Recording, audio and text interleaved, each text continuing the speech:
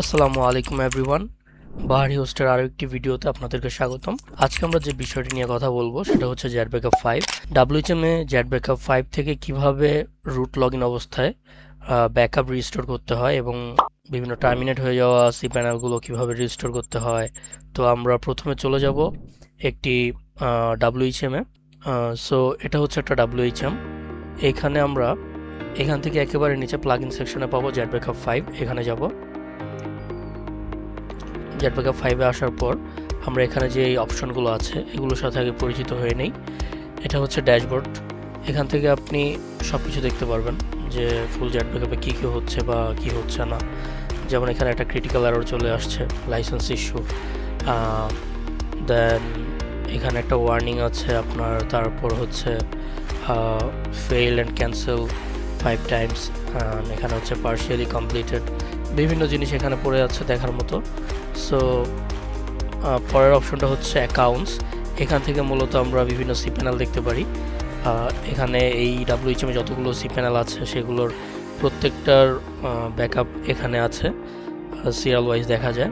এখান থেকেই মূলত ব্যাকআপের কাজগুলো করা হয়। এখান থেকে আমরা ব্যাকআপগুলো রেজিস্টার করে থাকি। যেমন ধরে এই একটা সি প্যানেল, এটা হচ্ছে 15 জিবির একটা cPanel, but owner backup হচ্ছে 0 বাইট, মানে এখানে এটার কোনো ব্যাকআপই নেই। হয়তো এটা নতুন ক্রিয়েট করা হয়েছে, তাই কোনো ব্যাকআপ নেওয়া হয়নি। এটা হচ্ছে একটা 5 জিবি ডিস্কের সি প্যানেল। সো ওর ব্যাকআপ হচ্ছে 235 এমবি। সো এটা থেকে আমরা দেখি, যখন আমরা এখান থেকে এটার উপর ক্লিক করব তখন এখানে আমরা 3টা অপশন দেখতে পাবো।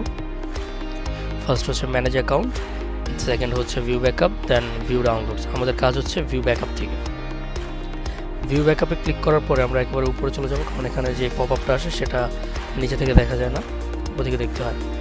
এখানে হচ্ছে প্যানেল কনফিগ 104 কেবি। এখানে যদি আমরা ক্লিক করি তাহলে এখানে আমরা ক্লিক করার সাথে সাথে আমরা দেখতে পারবো যে এখানে ডেট চলে আসে কতগুলো। এখানে হচ্ছে আমাদের 20, 21, 22, 23, 24, 25, 26 লাস্ট 7 দিনের ব্যাকআপ এখানে আছে।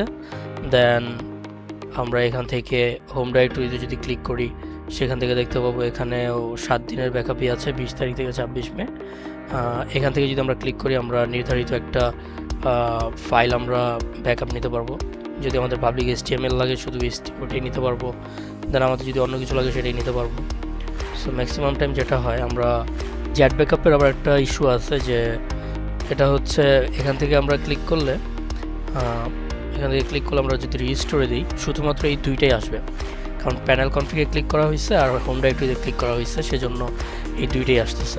কিন্তু আমাদের ব্যাকআপ যখন ফুল রিস্টোর করতে হয় তখন আমরা কি করব? তখন আমরা ক্রন জবেও ক্লিক করব, ডাটাবেজেও ক্লিক করব, ডাটাবেজ ইউজারেও ক্লিক করব, ডোমেইনসেও ক্লিক করব, সার্টিফিকেট প্রয়োজন নেই, ইমেলসেও ক্লিক করব। ইমেল যদি থাকে সেক্ষেত্রে ইমেলও সিলেক্ট হয়ে যাবে। সো সবগুলো ক্লিক করার পর এখান থেকে ডেটা সেকশন আছে, আমাদের যেই ডেটাটা লাগবে সেই ডেটাটা সিলেক্ট করলে সেই ডেটাটাই ব্যাকআপ হবে, আমাদের রিস্টোর হবে। সো তারপরে আমরা এখান থেকে রিস্টোরে ক্লিক করলে দেখেন এখন সবগুলো চলে আসছে, panel, home directory, database, ক্রন job, domains, database users, সবগুলো চলে আসছে। এখন যদি আমরা এখানে রিস্টোরে ক্লিক করি, রিস্টোরে ক্লিক করার পর আমাদের রিস্টোরের কাজ শুরু হয়ে যায়। সেটা যদি এখন আমরা রিস্টোর করে ফেলি, রিস্টোর হলে প্রবলেম হয়ে যাবে। সো এখানে রিস্টোরে ক্লিক করার সাথে সাথে রিস্টোরে চলে যায়। এখন যদি এটা রিস্টোর হয়ে যেত সিগন্যাল একটা প্রবলেম হয়ে যেত, সেজন্য রিস্টোর করে দিলাম। সো এখান থেকে আমরা আর কি রিস্টোরের কাজটা করে থাকি। এটা গেল রিস্টোরের ধাপ, যে কিভাবে একটা সি প্যানেল রিস্টোর করতে হয় কোনো প্রবলেম হলে, সেটা দেখলাম এখান থেকে। তারপর হচ্ছে ডেস্টিনেশন আপনারা দেখতে পারবেন আপনাদের টোটাল ডিস্ক কতটুকু দেওয়া হয়েছে আর আপনাদের ডিস্ক ইউজ হয়েছে কতটুকু, এটা দেখতে পারবেন। দেন আপনাদের কতটুকু ডিস্ক ফাঁকা আছে সেটা বুঝতে পারবেন। দেন এখান থেকে 222 জিবি হচ্ছে আপনাদের ফাঁকা আছে এই ডাব্লিউএইচএমটাতে।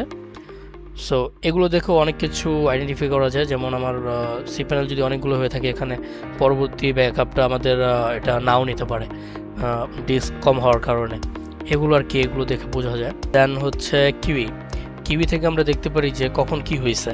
এখান থেকে আমরা দেখতে পাচ্ছি যে ডাটাবেজের যে ব্যাকআপটা এটা হচ্ছে পার্শিয়ালি কমপ্লিট হয়েছে, তার মানে কোনো একটা ইস্যু আছে, সেটা আমাদের আইডেন্টিফাই করতে হবে।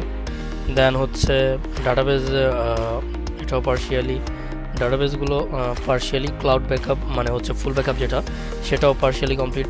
এখান থেকে আমরা মানে লাস্ট যে ক্রনগুলো রান হয়েছে সেগুলোর কি প্রবলেম হয়েছে সেগুলো আমরা এখান থেকে দেখতে পারি। দেন মেইন সেকশন হচ্ছে যেটা আপনাদের সবসময় মাথায় রাখতে হবে আর কি, লগস। এই লগসে যাওয়ার পরে এখান থেকে লাস্ট খেয়াল রাখবেন, লাস্ট যেগুলো ব্যাকআপ রান হয়েছে, যেগুলো ব্যাকআপ জবস আর কি রান হয়েছে, সেগুলো কি প্রপারলি কমপ্লিটেড হয়েছে কি না। যদি কমপ্লিটেড না হয় সেক্ষেত্রে আমাদেরকে জানাবেন। যেমন এখানে হচ্ছে পার্শিয়ালি কমপ্লিটেড। পার্শিয়ালি কমপ্লিটেড মানে যে প্রবলেম, বিষয়টা এমন না। এটা হচ্ছে অনেক সময় আইপি ব্লকের কারণে এটা হয়ে যায়, পার্শিয়ালি কমপ্লিট হয়, বাকিগুলো অনেকগুলো সি প্যানেল তখন রান মানে ব্যাকআপটা নিতে পারে না, সেজন্য এটা এরকম হয়ে থাকে অনেক সময়। সো আপনারা দেখবেন যে খেয়াল রাখবেন যে এটা যেন কমপ্লিট হয়। তারপর যদি কমপ্লিট না হয়, পার্শিয়ালি কমপ্লিট হয়, সেক্ষেত্রে আমাদেরকে জানাবেন, আমরা ইনস্ট্যান্ট অ্যাকশন নেব সেটার উপরে। পার্শিয়ালি কমপ্লিট মানে যে কোনো প্রবলেম, বিষয়টা এমন না, এটা তাও আমাদেরকে জানাবেন, আমরা দেখে দেব। আর যদি কমপ্লিটেড দেখেন সেক্ষেত্রে কোনো ইস্যু নাই, আপনাদের ব্যাকআপ প্রপারলি ঠিক আছে, প্রপারলি রান হচ্ছে, কোনো প্যারা নেওয়ার কিছু নাই। সো আজকের জন্য এতটুকুই ছিল, ধন্যবাদ।